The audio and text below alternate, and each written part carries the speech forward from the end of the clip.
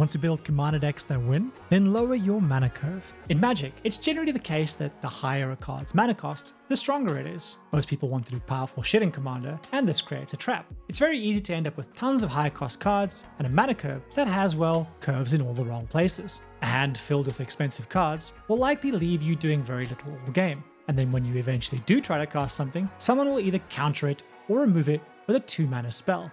This both feels really bad and is a bad way to lose a game of Commander. Commander decks usually play and feel far better when you do more things in the game, and the simplest way to do this is playing cards that cost less mana to cast. Some cards are both really strong and low cost, but in most cases you'll have to trade some power for consistency. When deck building, I like to view my deck sorted by mana values. That way, I can mentally work through how my game will play out, and I can have a look at each mana cost to see the likelihood that I can play those cards on curve. I also like to go a step further and compare proactive cards versus reactive cards, because having a good amount of, say, 2 mana cost cards, then realizing they're all reactive spells you likely want to use later, will mean you often have nothing to do on turn 2. While the big trap is a deck full of overcosted cards, you also don't want to end up with a deck full of low cost cards that simply doesn't do enough. So you'll want to find balance.